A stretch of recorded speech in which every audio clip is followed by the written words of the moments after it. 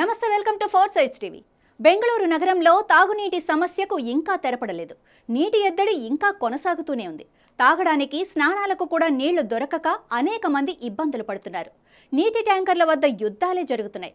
ప్రజలందరూ ట్యాంకర్ వచ్చిందని తెలిస్తే చాలు వచ్చి వాలిపోయి బిందె నీటి కోసం కొట్లాటకు దిగుతున్నారు. ట్యాంకర్ వెంట అనేక మంది ద్విచక్ర వాహనాలపై వెంట పడుతున్నారంటే పరిస్థితి ఏ స్థాయిలో ఉందో అర్థం చేసుకోవచ్చు. నీటితో నిండిన ట్యాంకర్ వెళుతుందంటే దాని వెంట ఎంత దూరమైనా ప్రయాణించి బకెట్ నీళ్లను తెచ్చుకునేందుకు ప్రజలు అనేక ప్రయాసలు పడుతున్నారు. అసలు బెంగళూరు ఎందుకు ఈ నీటి కొరతను ఎదుర్కొంటుంది? దానికి కారణాలేంటి? ఈరోజు ప్రపంచ జల దినోత్సవం. ఈ సందర్భంగా మా ఫోర్ సైడ్స్ టీవీ ప్రత్యేక కథనం.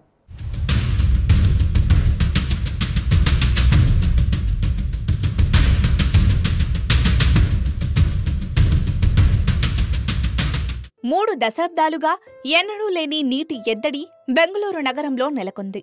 డబ్బులు పెట్టి కొనుగోలు చేయాలనుకున్నా అపార్ట్మెంట్ వాసులకు ట్యాంకర్లు దొరకడం లేదు. భూగర్భ జలాలు ఇంకిపోవడం, నీటి సరఫరా తగ్గిపోవడంతో జనం అల్లాడిపోతున్నారు. ఎంత డబ్బు ఇచ్చినా ట్యాంకర్ దొరకడం లేదు. ఒక అపార్ట్మెంటుకు వారానికి ఒక ట్యాంకర్ను మాత్రమే పంపుతామని బెంగళూరు మహానగర పాలక సంస్థ షరతు విధించింది. తాగునీటిపై కూడా రేషన్ విధించింది. దీంతో ప్రజలు అనేక ఇబ్బందులు పడుతున్నారు. ఇప్పటికే పాఠశాలలను మూసివేశారు. వ్యాపార సంస్థలు కూడా కొన్ని సమయాల్లోనే తెరుస్తున్నారు. హోటల్స్లోనూ నీటి బాటిల్ ధరను పెంచేశారు. బెంగళూరులో 90% బోరుబావులు ఎండిపోయాయి. దాదాపు ఒక ట్యాంకర్ నీటికి 3,000 వెచ్చించాల్సిన పరిస్థితి నెలకొంది. అయితే నీటి కొరత బెంగళూరుకే పరిమితం కాదు. కర్ణాటక రాష్ట్రంతో పాటు తెలంగాణ, మహారాష్ట్ర పరిసర ప్రాంతాలు నీటి ఎద్దడిని ఎదుర్కొంటున్నాయి. ఏడాది కాలంగా ఈ ప్రాంతంలో సాధారణం కంటే తక్కువ వర్షపాతం నమోదయ్యింది. గత సంవత్సరం రుతుపవనాల సమయంలో కర్ణాటకలో సాధారణం కంటే 18% తక్కువ వర్షపాతం నమోదైందని వాతావరణ శాఖ అంచనా వేసింది. వర్షపాతం లోటు నీటి ఒత్తిడికి దారితీసింది. గత రుతుపవనాల్లో సాధారణం కంటే తక్కువ వర్షపాతం నమోదైన రాష్ట్రం కర్ణాటక మాత్రమేనని వాతావరణ శాఖ చెబుతోంది.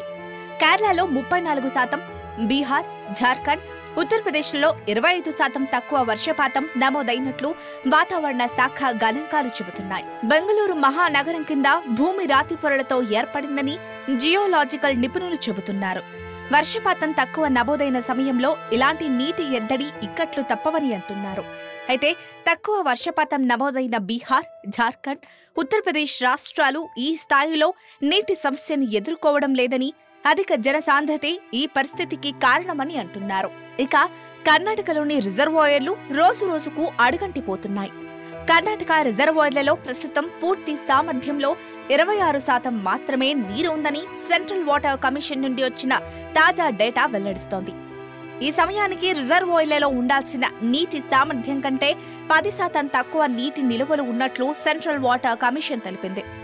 గతేడాది మార్చి నెలలో కర్ణాటక రిజర్వాయర్లలో దాదాపు 8.8 బిలియన్ క్యూబిక్ మీటర్ల నీరు ఉండగా ప్రస్తుతం 6.5 బిలియన్ క్యూబిక్ మీటర్లు మాత్రమే అందుబాటులో ఉన్నాయి.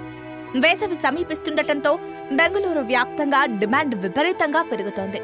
దీంతో డిమాండ్కు సరిపడా నీరు రిజర్వాయర్లలో లేదని సిడబ్ల్యూసీ డేటా వెల్లడించింది. బెంగళూరులో సగం నీటి అవసరాలను బెంగళూరు మున్సిపల్ కార్పొరేషన్ తీర్చుతుండగా మిగిలిన సగం కోసం ప్రజలు భూగర్భ జలాలపై ఆధారపడుతున్నారు. నగరపాలక సంస్థ పైపుల ద్వారా నీటి సరఫరా చేస్తున్న ప్రాంతాల్లో నీటి ఎద్దడి తీవ్రత అంతగా లేదని తెలుస్తోంది. భూగర్భ జలాలపైనే ఆధారపడిన ప్రాంతాల్లోనే నీటి ఎద్దడి ఎక్కువగా ఉన్నట్లు కర్ణాటక ప్రభుత్వం అంచనా వేస్తోంది. ఈ పరిస్థితికి ఇప్పట్లో తెరపడేలా కనిపించడం లేదు. జూన్ మొదటి వారంలో తొలకరి పలకరించే వరకు ఈ పరిస్థితి కొనసాగవచ్చని వాతావరణ శాఖ అంచనా వేస్తోంది.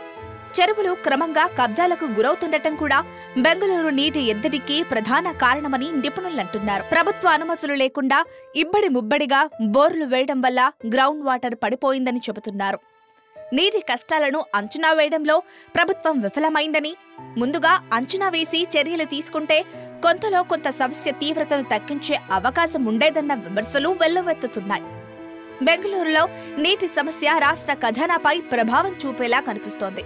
ఇప్పటికే ఈ నీటి ఎద్దడి ఐటీ పరిశ్రమను తాకింది. బెంగళూరులో ఐటీ ఉద్యోగులు తమ సొంత ఇళ్లకు తరలిపోతామంటూ కార్యాలయాలకు మెయిల్స్ పంపుతున్నారు.